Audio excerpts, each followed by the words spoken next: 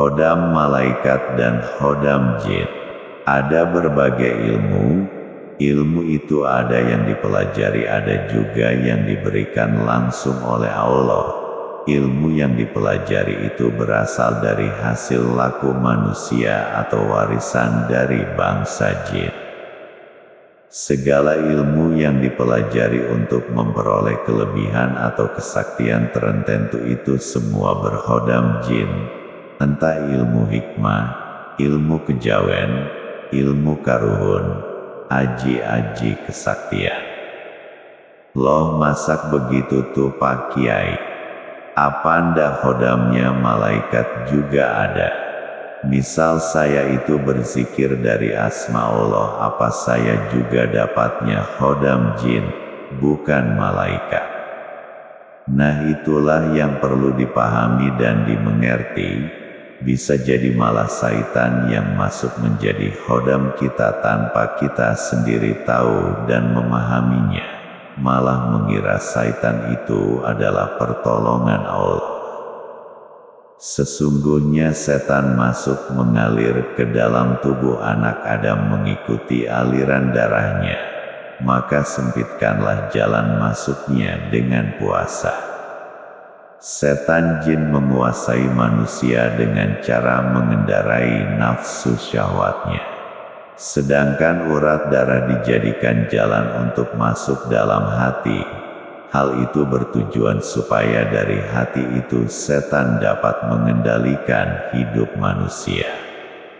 Supaya manusia terhindar dari tipu daya setan, maka manusia harus mampu menjaga dan mengendalikan nafsu syahwatnya.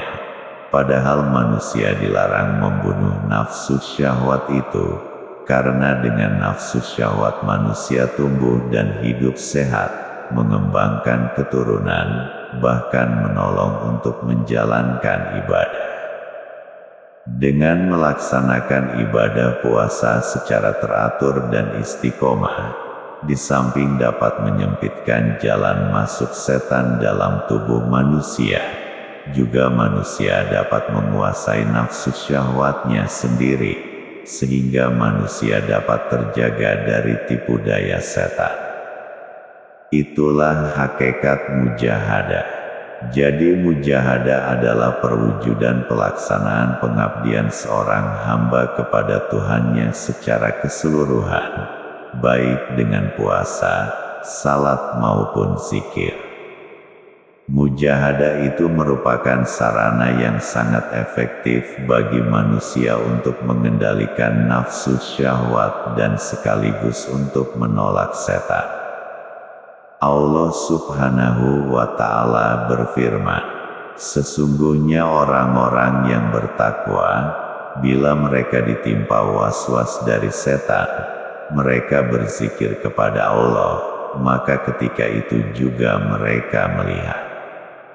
Quran Surat Al-A'raf 201. Yang dimaksud dengan lafaz tazakaru ialah melaksanakan zikir dan wirid-wirid yang sudah diistiqomahkan, sedangkan yang dimaksud mubsirun adalah melihat. Maka itu berarti, ketika hijab-hijab hati manusia sudah dihapuskan sebagai buah zikir yang dijalani, maka sorot mata hati manusia menjadi tajam dan tembus pandang. Jadi, berzikir kepada Allah Subhanahu wa Ta'ala yang dilaksanakan dengan dasar takwa kepadanya, di samping dapat menolak setan, juga bisa menjadikan hati seorang hamba cemerlang, karena hati itu telah dipenuhi nur marifatullah.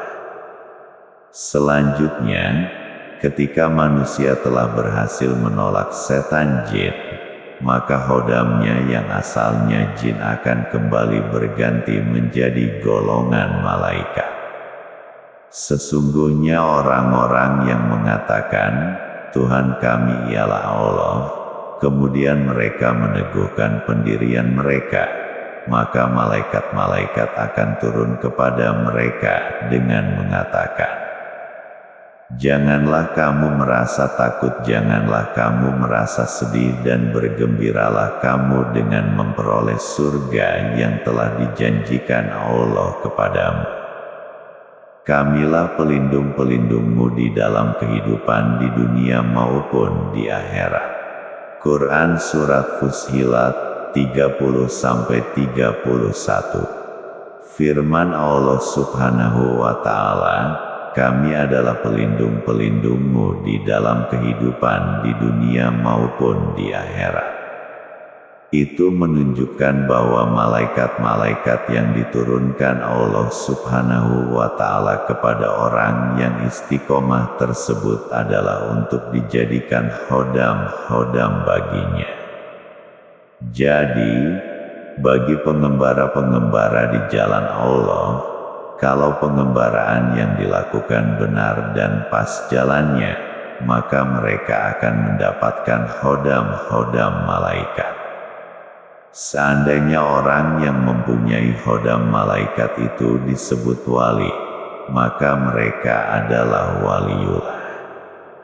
Adapun pengembara yang pas dengan jalan yang kedua, yaitu jalan hawa nafsunya, maka mereka akan mendapatkan khodam jin. Apabila khodam jin itu ternyata setan, maka pengembara itu dinamakan walinya setan. Jadi wali itu ada dua, satu Auliyaur Rahman, wali-walinya Allah, dan dua Auliyaus Syayatin, walinya setan. Allah Subhanahu wa Ta'ala menegaskan dengan firman-Nya, dan orang-orang yang tidak percaya, wali-walinya adalah setan yang mengeluarkan dari nur kepada kegelapan. Mereka itu adalah penghuni neraka, mereka kekal di dalamnya. Quran Surat Al-Baqarah 257. Sesungguhnya kami telah menjadikan setan-setan sebagai wali-wali bagi orang yang tidak percaya. Quran Surat Al-A'raf 27. Seorang pengembara di jalan Allah, baik dengan zikir maupun wirid, mujahadah maupun riyadah lelaku, kadang-kadang dengan melaksanakan wirid-wirid khusus di tempat yang khusus pula. Perbuatan itu mereka lakukan sekaligus dengan tujuan untuk berburu khodam-khodam yang diingini. Khodam-khodam tersebut dicari dari rahasia ayat-ayat yang dibaca.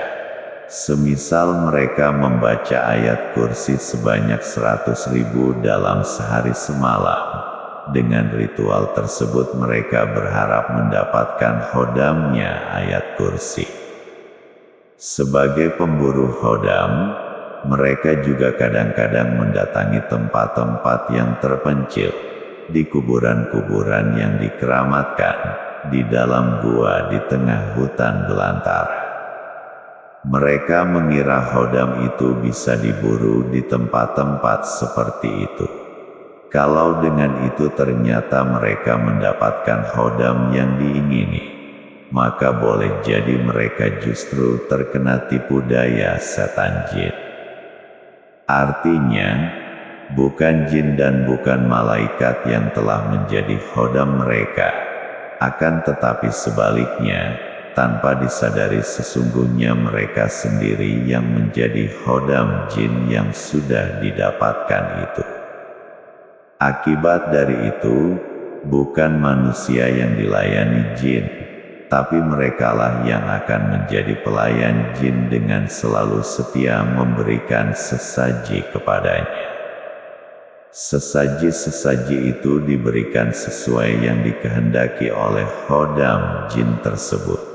Memberi makan kepadanya dengan kembang telon atau membakar kemenyan serta apa saja sesuai yang diminta oleh khodam-khodam tersebut, bahkan dengan melarungkan sesajen di tengah laut dan memberikan tumbal. Mengapa hal tersebut harus dilakukan? Karena apabila itu tidak dilaksanakan, maka Khodam jin itu akan pergi dan tidak mau membantunya lagi. Apabila perbuatan seperti itu dilakukan, berarti saat itu manusia telah berbuat syirik kepada Allah. Kita berlindung kepada Allah Subhanahu wa Ta'ala dari godaan setan yang terkutuk. Memang yang dimaksud Khodam adalah rahasia bacaan dari wirid-wirid yang didawamkan manusia. Namun, apabila dengan wirid-wirid itu kemudian manusia mendapatkan Khodam, maka Khodam tersebut hanya didatangkan sebagai anugerah Allah dengan proses yang diatur olehnya. Khodam itu didatangkan dengan izinnya, sebagai buah ibadah yang ikhlas semata-mata karena pengabdian kepadanya, bukan dihasilkan karena sengaja diusahakan untuk mendapatkan Khodam.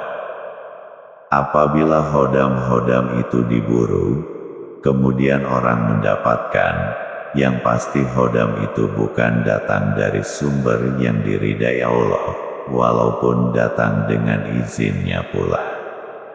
Sebab, tanda-tanda sesuatu yang datangnya dari ridho Allah, di samping datang dari arah yang tidak disangka-sangka, bentuk dan kondisi pemberian itu juga tidak seperti yang diperkiraan oleh manusia.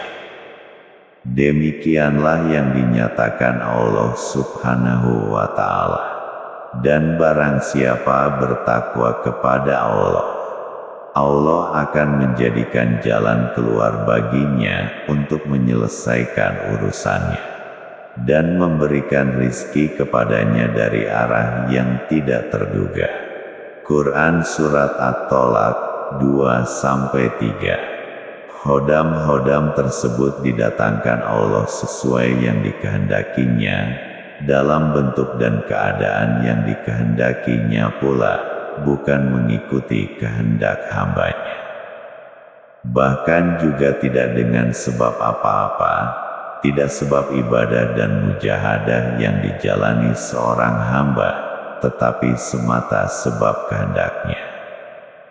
Hanya saja, ketika Allah sudah menyatakan janji maka Dia tidak akan mengingkari janji-janjinya. Di luar itu, orang-orang yang dengan sengaja menjalani laku untuk memperoleh keilmuan itu sudah dipastikan akan mendapat Khodam jin. Orang yang menjalankan laku dengan keikhlasan menjalani saja masih akan didatangi jin untuk sekedar ingin menjadi Khodam, apalagi yang menjalankan lelaku yang ada kehendak maksud tujuan pada selain Allah, yaitu kesaktian, kelebihan dalam hal tertentu, pasti jin sudah akan mendatangi. Cuma orang yang menjalankan lelaku secara ikhlas, ketika dirinya didatangi jin untuk menolong membantunya, lantas dia tidak peduli, maka dirinya akan naik ke tingkatan level yang lebih tinggi. Lantas para malaikat akan didatangkan Allah untuk menjadi khodamnya, dengan menjalankan apa yang menjadi kehendak dan keperluan orang itu.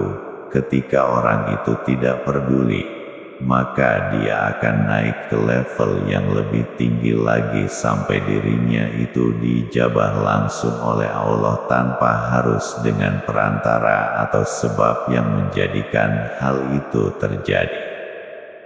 Sang Kiai